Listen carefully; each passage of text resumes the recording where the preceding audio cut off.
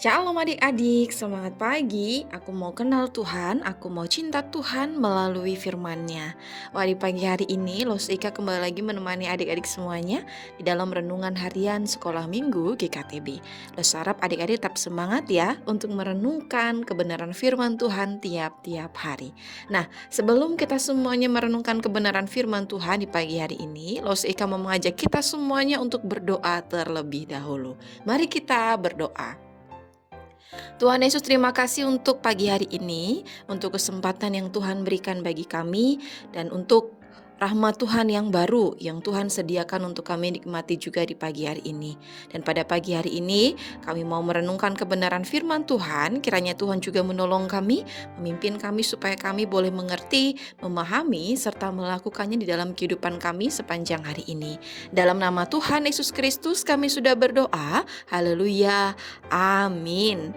Nah, adik-adik, di pagi hari ini kita masih mau merenungkan kebenaran firman Tuhan di dalam kitab 1 Raja-Raja, pasalnya yang ke-19, ayatnya yang ke-15 sampai dengan ayatnya yang ke-16. Adik-adik bisa membaca di dalam Alkitabnya masing-masing, dan Lauseika akan membacakannya untuk kita semuanya. Demikianlah firman Tuhan.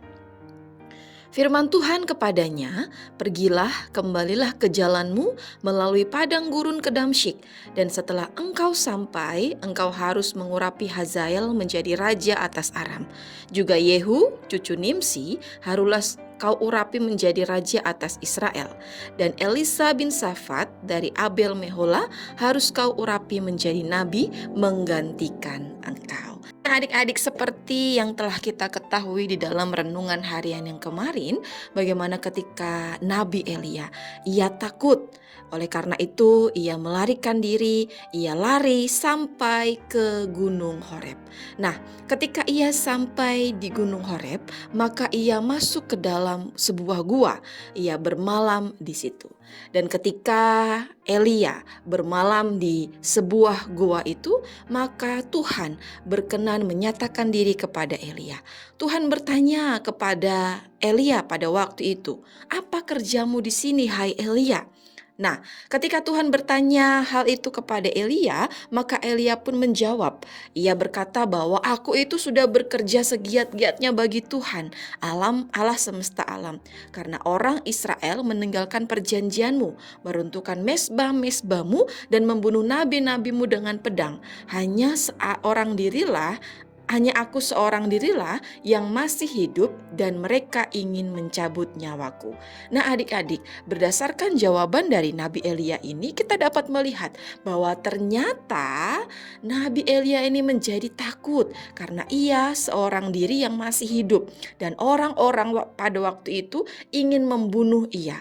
Nah, ketika Tuhan mendapati bahwa Nabi Elia ini sedang takut, maka Tuhan menyatakan diri.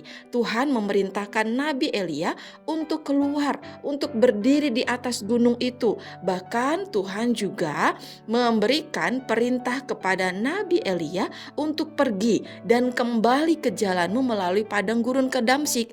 Selain daripada itu, Tuhan juga memerintahkan kepada Elia untuk mengangkat Hazael menjadi raja Aram, untuk mengangkat Yehu untuk menjadi raja atas Israel, dan juga untuk mengangkat Elisa untuk menggantikan Elia menjadi seorang nabi. Nah, pengangkatan yang Tuhan perintahkan untuk dilakukan oleh Nabi Elia itu supaya apa? Supaya mereka dapat melawan orang-orang yang tidak berkenan di hadapan Tuhan, supaya mereka dapat melawan orang-orang yang pada waktu itu hendak membunuh Nabi Elia, yaitu orang-orang yang menyembah berhala, ya adik-adik ya. Oleh karena itu di dalam ayat yang ke-17 dikatakan, "Maka siapa yang terluput dari pedang Hazael akan dibunuh oleh Yehu, dan semua yang terluput dari pedang Yehu akan dibunuh Elisa. Tetapi Tuhan akan meninggalkan 7.000 orang Israel, yakni semua orang yang tidak sujud menyembah Baal dan yang mulutnya tidak mencium dia.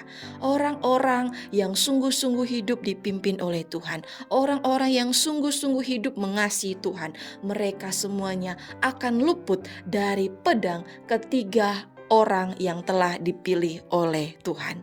Nah, adik-adik, melalui kebenaran firman Tuhan pada pagi hari ini, apa yang dapat kita pelajari? Nah, hal yang dapat kita pelajari adalah ketika kita ini merasa takut, ketika kita ini merasa cemas, ketika kita ini merasa khawatir akan apapun, maka kita harus mengingat ya adik-adik ya, bahwa kita ini ada punya Tuhan yang besar kuasanya, yang dapat menolong kita, yang dapat memimpin kehidupan kita, yang dapat menyertai kita. Oleh karena itu, sebagai anak-anak yang sungguh-sungguh mengasihi Tuhan, kita tidak perlu takut ya, karena Tuhan beserta dengan kita. Selain daripada itu, kita juga dapat melihat bersama-sama sebagai orang-orang yang sungguh-sungguh hidup mengasihi Tuhan, maka Tuhan berkenan meluputkan mereka dari mara bahaya. Tuhan akan menyertai mereka, Tuhan akan membentengi mereka, Tuhan akan melepaskan mereka dari hal-hal yang tidak berkenan di hadapannya. Oleh karena itu, yuk kita jadi anak-anak yang hidup sungguh-sungguh mengasihi Tuhan, hidup taat kepada Tuhan, melakukan apa yang menjadi perintah Tuhan, dan ingat ya, kita juga harus percaya bahwa Tuhan akan menyertai kita. Tuhan akan terus menolong kehidupan kita. Jangan takut, jangan bimbang untuk apa yang akan kita hadapi ke depannya, karena Tuhan selalu menolong kita. Amin untuk kebenaran firman Tuhan pada pagi hari ini. Mari kita berdoa. Tuhan Yesus, terima kasih untuk kebenaran firman-Mu di pagi hari ini yang mengingatkan kami semuanya bahwa kami memiliki Allah yang hebat, Allah yang besar, yang mampu menolong kami, yang mampu menyertai kami. Oleh karena itu ya Tuhan, pada waktu saat ini ketika kami masih kecil pun kami mau belajar untuk terus berharap kepada Tuhan, untuk terus mengandalkan Tuhan, untuk terus percaya bahwa Engkau selalu menolong kami dan selalu menyertai kami dalam situasi kondisi apapun yang kami hadapi. Dan pada pagi hari ini kami juga berdoa kiranya Tuhan juga menolong setiap kami di dalam aktivitas kami, kegiatan kami yang kami kerjakan, biarlah kami kedapatan memuliakan nama Tuhan dan menjadi berkat bagi banyak orang. Dalam nama Tuhan Yesus Kristus kami sudah berdoa. Haleluya. Amin. Nah, adik-adik, sekian dulu renungan firman Tuhan di pagi hari ini ya. Sampai ketemu di dalam renungan-renungan harian selanjutnya. Bye-bye adik-adik.